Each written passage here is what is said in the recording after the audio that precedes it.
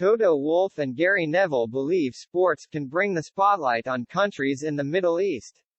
Mercedes boss Toto Wolff shares the same opinion of former Manchester United star Gary Neville when it comes to sports in the Middle East. There has been a host of criticism surrounding the decision to award Qatar this year's Football World Cup. The tournament has been labeled the latest strand of sports washing across the Middle East,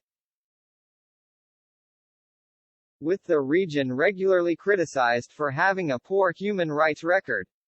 One man who has been outspoken on the discussion is Neville, who is out in Qatar working as a pundit for Qatari-owned broadcaster s.a.m.e. Sports. The former Premier League right-back believes that whilst there are issues across the region, sport can help to work out the problems at hand. Defending Qatar in a 2.5-minute monologue, he said, "I think there's then an element of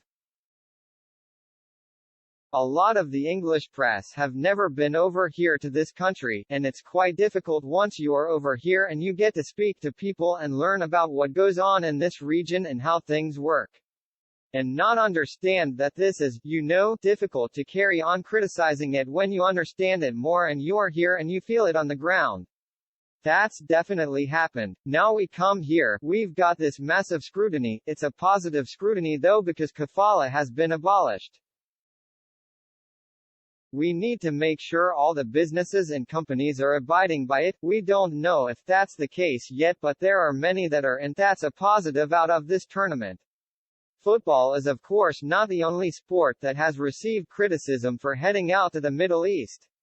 F1 has plenty of ties to the region, with Grand Prix and both Qatar and Abu Dhabi mainstays on the racing calendar. And like Neville, Mercedes boss Wolff believes sport can be a force for good amid the issues. Speaking in Abu Dhabi at the end of the 2022 season, he said, "I'm still of the belief that when you have such a big sporting event in a country, it puts the spotlight on that country. I think that can trigger change, because things can't be hidden anymore. And that's the kind of positive that I think a sport can do. Things are being addressed. I can't judge football. I read the newspapers and the headlines. We can just try, where we go, to show our presence, to interact with leadership, and not to hide away."